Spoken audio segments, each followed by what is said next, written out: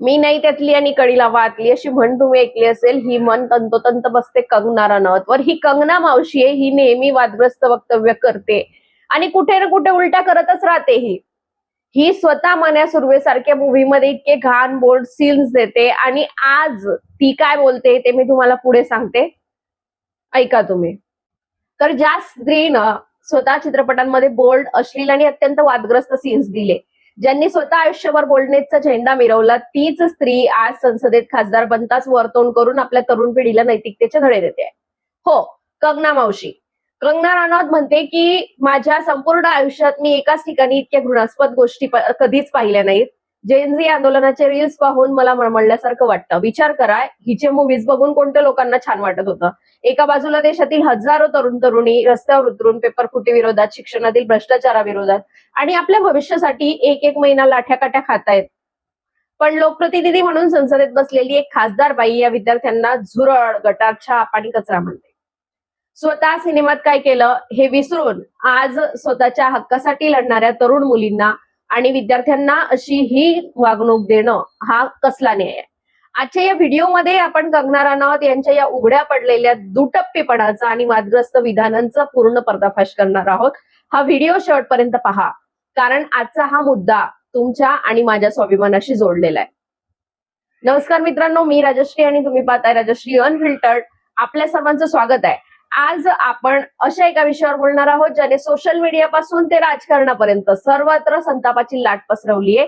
गेल्या काही दिवसांपासून आपल्या देशातील जेनझी म्हणजेच आजची तरुण पिढी अत्यंत बिकट परिस्थितीतून जाते.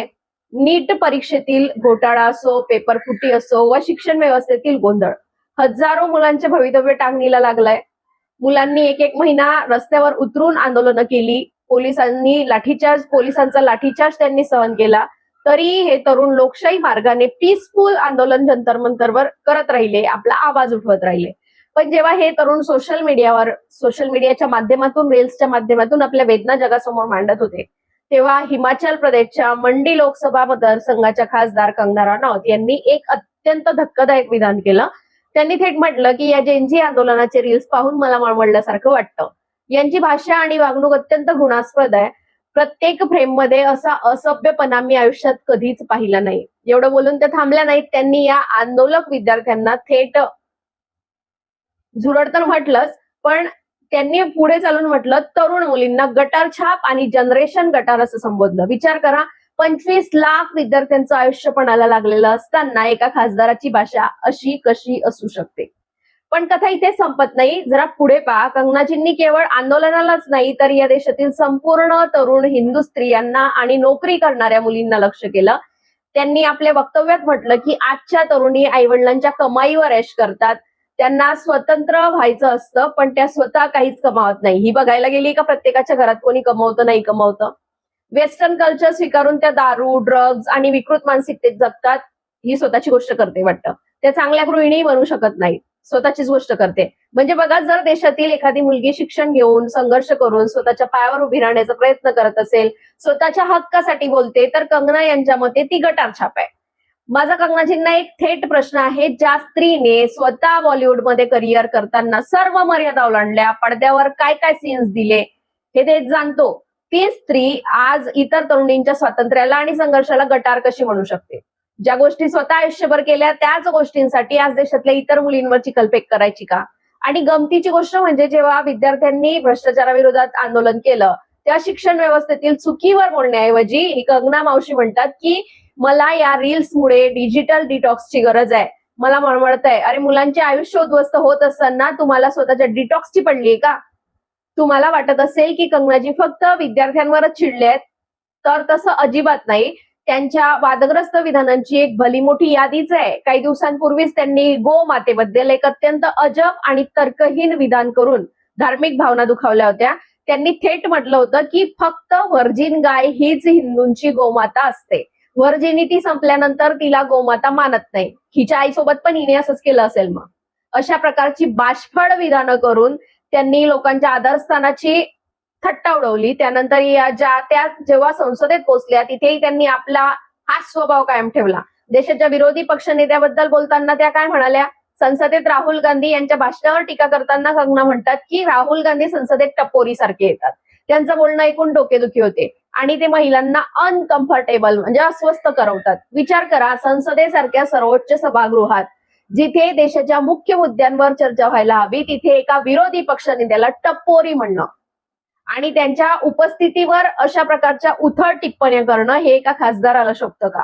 जेव्हा जेव्हा देशात महागाई, बेरोजगारी, पेपरफुटी किंवा शेतकऱ्यांचे प्रश्न समोर येतात तेव्हा कंगना मावशी असं एखादं वादग्रस्त विधान करते आणि मूळ मुद्द्यांवरून लोकांचे लक्ष भलतीकडेच वळवते. हा निव्वळ एक पॅटर्न बनलाय. आता आंदोलनाबाबत कंगना यांच्या विचारांचे खरे स्वरूप बघा. त्या म्हणतात, लोकशाही मार्गाने निवडून आलेल्या सरकारवर अशा प्रकारे दबाव आणता येत नाही. प्रशासनाला कसं चालवायचं हा निर्णय जनतेने निवडून दिलेल्या सरकारचा असतो. जर विरोधी पक्षाला किंवा आंदोलकांना सरकार चालवायचे असेल तर त्यांनी निवडणुका लढवून सत्तेवर यावं. कंगनाजी, लोकशाहीची व्याख्या तुम्हाला कोणी शिकवली? आधी तर मी हे विचारेल. लोकशाही म्हणजे फक्त 5 वर्षातून एकदा मतदान करणं नव्हे. लोकशाहीत जर सरकार चुकत असेल तर भ्रष्टाचाराची प्रकरणं बाहेर येत असतील तर रस्त्यावर उतरून विरोध करणं, आंदोलन करणं हा जनतेचा संविधानाने दिलेला अधिकार आहे. जर विद्यार्थी आंदोलनाला तुम्ही दबाव आणणे म्हणत असाल आणि आंदोलक मुलांना झुरळ म्हणत असाल, गटारछाप म्हणत असाल तर मग लोकशाही उरली कुठे? सोशल मीडियावर आज लोक कंगना यांना उघडपणे विचारत आहे की तुम्ही लोकप्रती आहात की ट्रोलर? एका युजरने अगदी बरोबर लिहिलंय, कंगनाची कदाचित त्या सर्व गोष्टी विसरल्या आहेत ज्या त्यांनी स्वतः इथे पोहोचण्यासाठी केल्या होत्या. आज ज्या मुली रस्त्यावर उतरून न्यायाची मागणी करताय त्यांना दिशाभूल झालेल्या ठरवून तुम्ही कोणाचे भले करत आहात. मित्रांनो, या संपूर्ण प्रकरणातून एक गोष्ट अगदी स्पष्टपणे समोर येते, आजची तरुण पिढी ही कुणाची गुलाम नाहीये.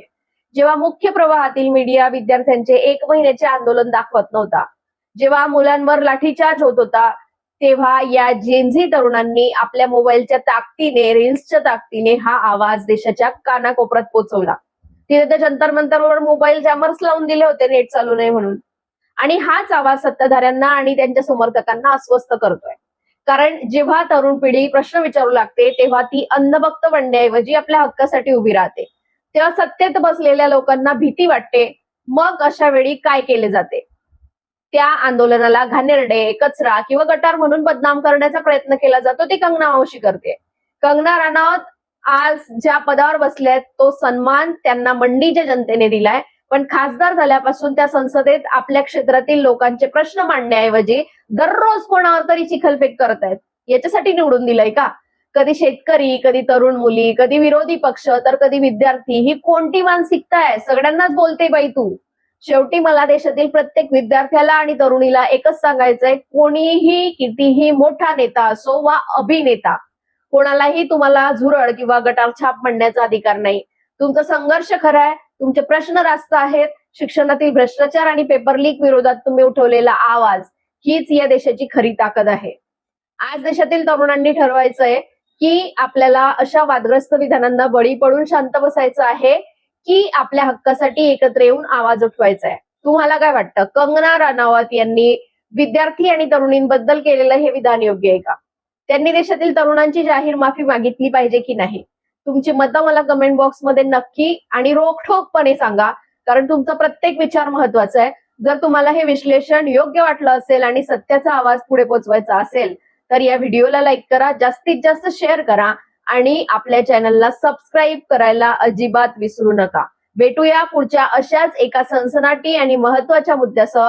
तोपर्यंत सतर्क रहा, सावध रहा, प्रश्न विचारत रहा. जय हिंद, जय महाराष्ट्र. धन्यवाद.